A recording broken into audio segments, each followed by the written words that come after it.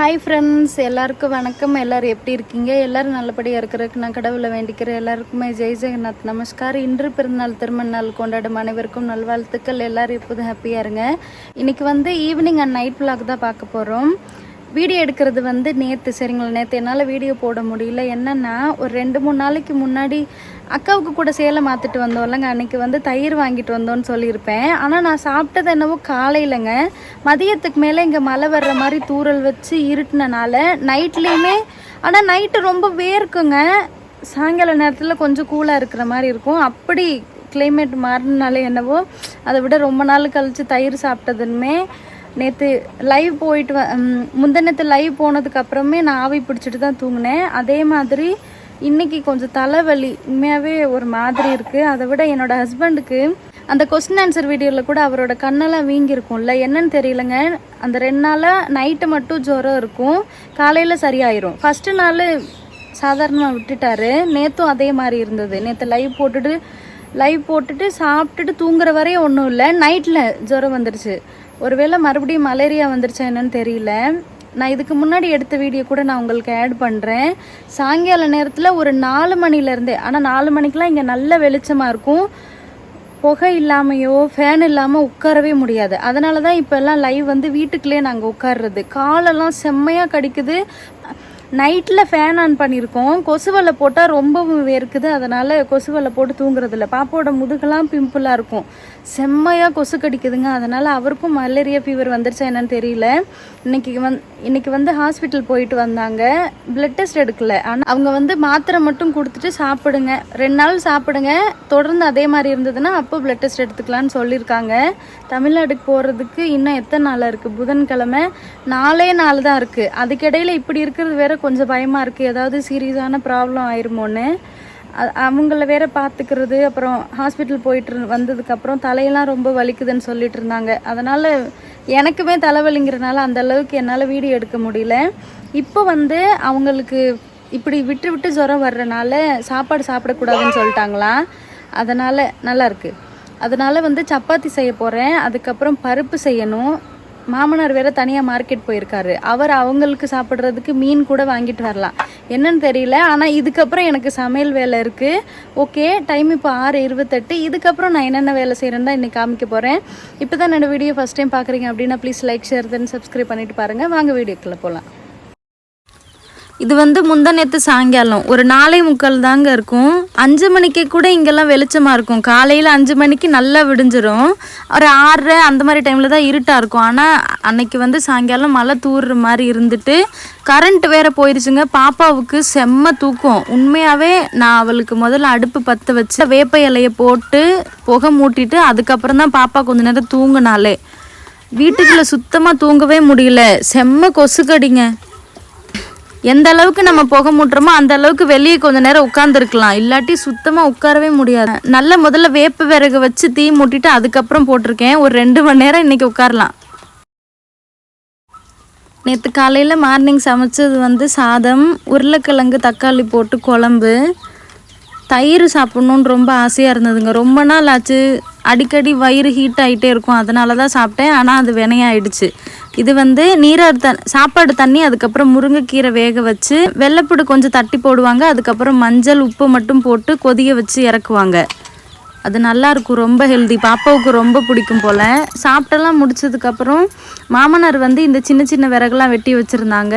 என் husband பெரிய கட்டையெல்லாம் நறுக்கி வச்சுருந்தாரு. அதையுமே நாங்கள் காய வைக்கணும். நேற்று பாதி வெட்டியிருந்தது வீட்டுக்குள்ளே இருக்குது, அதையும் வெட்டணும். அக்கா வந்திருந்தாங்கல்ல, அப்போ எல்லாரும் சேர்ந்து வெட்டி இந்த மாதிரி இந்த சைடு போட்டிருக்கோம். இன்னுமே பெரிய விறகுலாம் அந்த சைடு கிடக்கும் போல். ஊருக்கு போகிறதுக்குள்ளேயே எல்லா விறகையும் நம்ம வீட்டுக்குள்ளே எடுத்து போட்டுறணும். வயல் வேலை நடக்கிறனால பக்கத்து வீட்டுக்காரங்க கேட்டை உள்ளேயே சாத்திட்டு போயிடுறாங்க. அது போக முடியலை. அந்த வேலையெல்லாம் முடிஞ்சதுக்கப்புறம் இப்போ இங்கிட்டு இருக்க செடியெல்லாம் சுத்தம் பண்ணிக்கிட்டு இருக்கோங்க. பாப்பாவுமே பாத்ரூம் அங்கே தான் போகிறாங்கிறப்போ ரொம்ப கொசு கடிக்குது. அது தாங்கவே முடியல. சில நேரம்லாம் இந்த இடத்துல துணி காய போடும்போதே பயங்கரமாக கடிக்கும். அதனால் காலையிலே பாதி சுத்தம் பண்ணியிருந்தேன். இப்போ சாப்பிட்டு முடிச்சதுக்கப்புறம் மற்றதெல்லாம் சுத்தம் பண்ணிக்கிட்டு இருக்கோம்.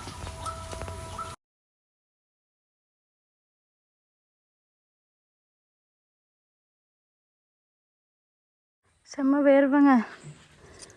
இப்படி வெயில் அடிச்சுமே செம்ம கொசுக்கடி. அப்பா முடியல. அவ்வளோதான். இந்த அளவுக்கு க்ளீன் பண்ணியாச்சு இங்கேயுமே. இது 1-2 செடி வந்து ரொம்ப ஹார்டாக இருக்குங்க. இந்த அப்பாடி இந்த சிப்ஸுக்கு இடையில வந்திருக்கிறனால என்னவோ பிடுங்கவே முடியல. கொசுக்கடி தாங்க முடியல. போகிறேன். ஏன்னா இன்னுமே மழை இருக்குது, அதனால் இந்த அளவுக்கு போதும். இந்த விறகெல்லாம் கொஞ்சம் காய வைக்கிறேன். ஒரு 3:30க்கு மேலே லைட்டாக தூறல் இருந்ததுங்க. காய வச்சுருந்தது எல்லாமே எடுத்து வச்சிட்டோம். பாதி விறகு இங்கே அடைச்சிட்டேங்க. வீட்டுக்குள்ளே அடைச்சோம் அப்படின்னா அந்த சைடு வைக்கிறனால மண் தரங்களா, கரையும் அதிகமாக வந்து வீடெல்லாம் மண் ஆயிடுது. எடுத்து வச்சுருக்கேன். நாளைக்கும் இதே மாதிரி தான் காய வைக்கணும். இப்போ வந்து பால் காய வச்சுக்கிட்டு இருக்கேன். தேஜு எப்போதும் போல் அவள் படிக்க ஆரம்பிச்சிட்டா. அவங்க எக்ஸ்ட்ரா எழுத்தெல்லாம் கற்றுக்க ஆரம்பிச்சிட்டாங்க, அதனால் எழுதிட்டுருக்காங்க. இது வந்து இதுக்கப்புறம் தான் சப்பாத்தி மாவு பிசையணும், அதனால் எடுத்து வச்சுருக்கேன். கிக் மொத்தட பால் நல்லாவே காஞ்சிருச்சு. தலைவலி இருக்கிறனால சுக்குமல்லி காப்பி போட்டு குடிச்சிட்டு அதுக்கப்புறம் தான் வேலையை ஆரம்பிக்க போகிறேன், அதனால் எடுத்து வச்சுருக்கேன். சரி, காப்பி போட்டதுக்கப்புறம் பார்க்கலாம். நான் சொன்னேன் இல்லைங்க, மாமனார் வந்து மீன் வாங்கிட்டு வருவாருன்னு. இது வந்து வாழை மீன் தான். இங்கே வந்து சப்புவ மாச்சோன்னு சொல்லுவாங்க. பாம்பு மாதிரி இருக்கும் இல்லைங்க, அது கழுவியாச்சு. அதுக்கு தக்காளி எடுத்து வச்சுருக்கேன். மசாலாவும் இடிச்சாச்சு. தேஜு படிச்சுட்டு இருக்கும் போதே நான் சுக்கு காப்பி குடிச்சிட்டேன். இப்போ அவள் குடிச்சிட்டு இருக்கா. படித்து முடிச்சிட்டாங்க. சாரு மார்க்கெட் போயிட்டு வந்துட்டாரு. இப்போ 1 கிலோ எவ்வளோ சொன்னாங்க தக்காளி? வாயே அப்படி காமிக்கிற, நீ இஞ்சி தான் சாப்பிட்றேன்னு. அதுவும்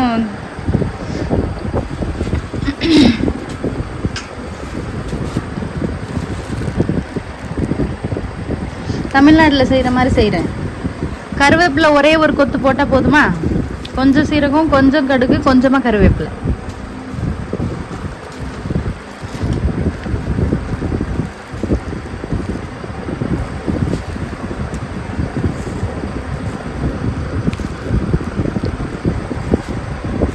இதே கருவாடு தாங்க அப்பா வச்சிருக்கிற கவரில். அது என்ன சின்ன சின்ன பூச்சி மாதிரி வந்துருச்சு, பார்த்து வைக்கணும். எதுக்கு லெமன் வாங்கிட்டு வந்தீங்க? அதான் வீட்டில் இருக்குல்ல. ஓஹோ, தக்காளி ரேட்டு அதிகமாகிடுச்சு, லெமனோட ரேட்டு கம்மியாயிடுச்சு, அவ்வளோதான்.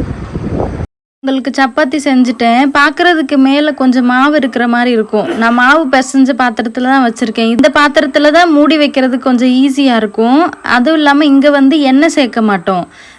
பூரிக்கட்டையில் தேய்க்கும் போதுமே மேலே கொஞ்சம் மாவு சேர்த்து தான் தேய்ப்போங்களா, அதனால் அப்படி இருக்குது. அப்பா வாங்கிட்டு வந்த மீன் குழம்புமே அவங்களுக்கு செஞ்சுட்டேன். ஃப்ரெண்டு வீட்டில், நம்ம ஊருக்குள்ளே ஒரு பெரியண்ணா வீட்டில் இருந்து என் ஹஸ்பண்டை கூப்பிட்ருக்காங்க. அவங்களுக்கு இப்போ நான் பருப்பு குழம்பு செய்யலை, சிக்கன் சமைச்சிருக்காங்களாம். 2 பேரும் தான் மார்க்கெட் போயிட்டு வாங்கிட்டு வந்திருப்பாங்க போல். அதனால் குழம்பு கொஞ்சம் வந்து வாங்கிட்டு போன்னு சொன்னனால பருப்பு எனக்கு வேணாம், நான் அங்கேருந்து குழம்பு வாங்கிக்கிறேன்னு சொல்லிட்டாங்க. நான் வந்து லைவ்லேயே சொல்லியிருப்பேன் நினைக்கிறேன். நாளையிலேருந்து ஒரு 7 நாளைக்கு நல்ல மழை சொல்லியிருக்காங்கன்னு. காலையில் ஒரு 5:30க்கு எழுந்திருக்கிறதுக்கு முன்னாடி மழை பெஞ்சதுங்க. அதுக்கப்புறம் ஒரு 1 ஹவர் ஃப்ரீயாக இருந்தது. மறுபடியும் மழை. இப்போ மழை இல்லை, மேகமூட்டமாக தான் இருக்குது. மறுபடியும் மழை வரலாம். ரொம்ப இருட்டுனது அப்படின்னா எதிர்பாராத நேரத்தில் சடசடன்னு மழை பெய்யுது. இந்த இடத்துல இருந்த பசலிக்கீரை பாருங்கள், நல்லா வளர்ந்துருக்கு. அப்பா தான் இதை ரெடி பண்ணாங்க. இங்கே பாருங்கள், அதுக்கப்புறம் தான் சூப்பராக வளர்ந்துருக்கு. அரிப்பூச்சி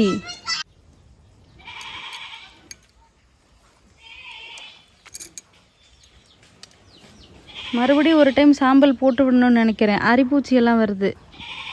இந்த முருங்கை மரத்தோட கிளை வந்திருக்கிறனாலே இப்படி வைக்குதுன்னு நினைக்கிறேன். ஆனால் சூப்பராக வளர்ந்துருக்கு. சாப்பிட்ற நேரத்துக்கு தான் நான் இங்கே இருக்க மாட்டேன். இன்னும் கொஞ்சம் பெருசாக வந்து இப்போ இது ஒரு கிளைன்னு சொல்லுவாங்களா, இந்த நடுவில் இருந்தும் கிளையாக வரும். அப்போ தான் கட் பண்ணுவாங்க. ஏன்னா ஸ்டார்டிங்கில் கட் பண்ணிட்டோம்னா அதுக்கப்புறம் வளராதுன்னு சொல்லுவாங்க. எப்படி இருக்குன்னு சொல்லுங்கள். பாப்பா என்ன பண்ணிகிட்ருக்கான்னு பார்க்குறீங்களா? பாப்பாவோட விளையாட்டு சாமான்லாம் விளக்குறதுக்கு இதுதான் அவளுக்கு ஒரு குளம். இந்த இடத்துல தண்ணி வந்தது அப்படின்னா அவளுக்கு அவ்வளோ ஒரு சந்தோஷமாக இருக்கும்.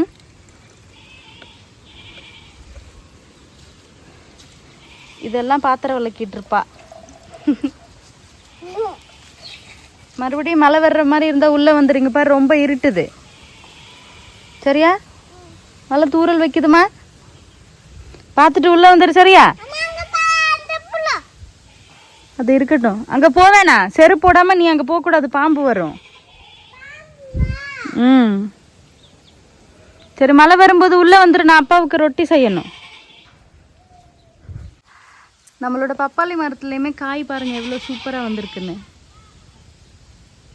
நிறைய காய் இருக்குங்க. வர்றதுக்குள்ளே பெருசாகும், ஆனால் பழுக்காது. அந்த டிசம்பர் ஜனவரி அந்த மாதிரி டைமில் தான் நல்லா பழம் பழுக்கும். சூப்பராக இருக்குது காய். அதே மாதிரி இதில் ஒரு 3 காய் இருக்குது.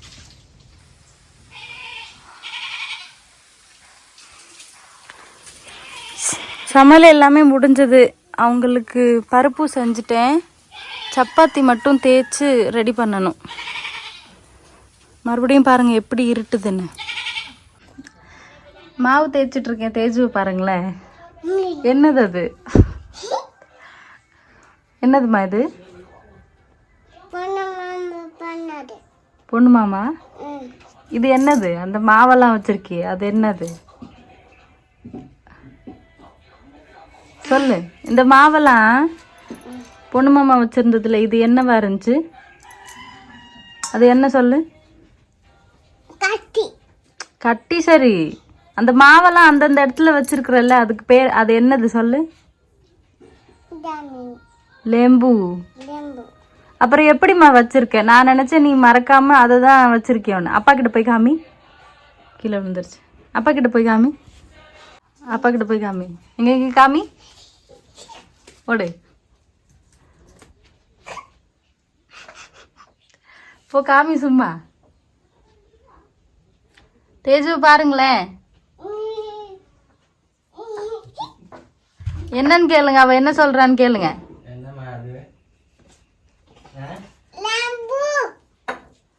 இல்ல அது யாரு அப்படி பண்ண?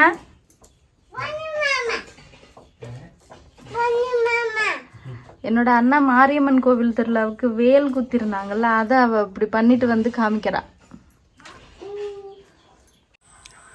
சமையல் வேலையெல்லாம் முடிச்சதுக்கப்புறம் தேஜுவை கொண்டு போய் அங்கன்வாடியில் விட்டுட்டு இப்போ தாங்க சாப்பிட்டு எழுந்திரிச்சேன். நான் சாப்பிட்டுக்கிட்டு இருக்கும்போது மறுபடியும் மழை பெஞ்சது.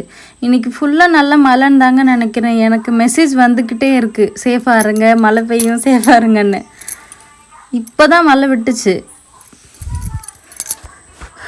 இன்றைக்கி எங்கேயுமே வெளியே போக முடியாது. அதுக்கப்புறம் ஒரு 10 நிமிஷம் கூட இல்லைங்க, நான் வீடியோ எடுத்துகிட்டு வீட்டுக்குள்ளே போய் உட்காந்துட்டு கமெண்ட்ஸ் கொஞ்சம் பார்த்துக்கிட்டு இருந்தேன். எப்படி மழை பெய்யுதுன்னு பாருங்கள். செம்ம மழைங்க. ஒரு 2-3 மணி நேரமாவது தொடர்ந்து இந்த மாதிரி தான் மழை பெஞ்சது.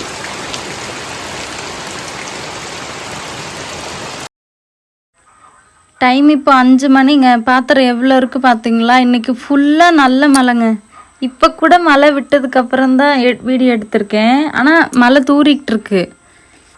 பாப்பா எப்போதும் போல் தூங்கி எழுந்திரிச்சு அவங்க விளையாட ஆரம்பிச்சிட்டாங்க. அவங்களுக்கு வீட்டு பக்கத்தில் மழை தண்ணி தேங்கவே கூடாது. என் பாத்திரம் விளக்கணுன்னே தான் தண்ணி எடுத்துக்கிட்டே இருப்பாள். ஒரு 2 நிமிஷம் விட்டுட்டோம் அப்படின்னா மழையில் விளையாட மாட்டா. இல்லாட்டி ரொம்ப அடம்பிடிப்பா. நம்ம வீட்டுக்குள்ளே போகிற நேரமெல்லாம் வெளியே வந்து நனைஞ்சிட்ருப்பா. அதனால் அவளுக்கு வேணுங்கிற தண்ணி எடுத்ததுக்கப்புறம் அவளை போக சொல்லிடுவேன். அவங்களோட குளத்துலையுமே தண்ணி நிரம்பி போயிருக்குது. அதை ஒரு 2 டைம் பார்த்து சிரிச்சிட்டா. ஓகே ஃப்ரெண்ட்ஸ், இன்றைக்கி தலைவலியோட இப்படி தான் சிச்சுவேஷன் போச்சு. இன்றைக்கி வீடியோ அவ்வளோதான். சப்போஸ் உங்களுக்கு இந்த வீடியோ பிடிச்சிருந்தது அப்படின்னா please like, share, then subscribing guys. Thank you, bye.